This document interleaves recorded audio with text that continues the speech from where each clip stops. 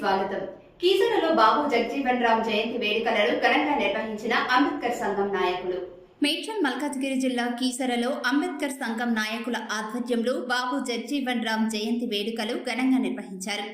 చీర్యాల ప్రధాన కూడలిలో ఉన్న బాబు జగజీవన్ రామ్ విగ్రహానికి పూలమాల వేసి నివాళులు అర్పించిన రాష్ట్ర సంఘం నాయకులు రాపోలు రాములు, నాగారం మున్సిపల్ చైర్మన్ చంద్రారెడ్డి.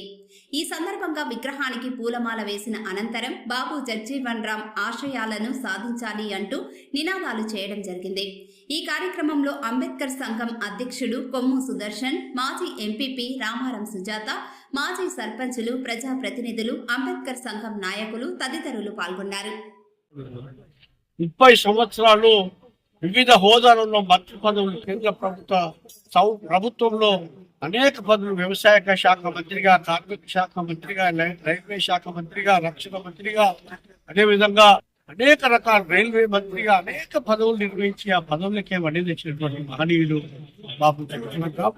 వారికి 2 పిల్లలు. ఆ 2 పిల్లల్లో ఇప్పుడు మీరా కుమార్ మన తెలంగాణ రాష్ట్రం ఏర్పడడానికి ఏదైతే మీరా కుమార్ గారు అప్పుడు లోక్సభ స్పీకర్ గా ఉండి మరి అక్కడ పోరాటం చేసినటువంటి వాడు. కాబట్టి మేమందరం కూడా వారి అధికారంలో నడుస్తూ ఈ సమాజానికి వాళ్ళు చేసినటువంటి బాబు జగజీవన్ రామ్, అదేవిధంగా బాబాసాహెబ్ అంబేద్కర్ ఈ 2 కళ్ళగంటి వాడు.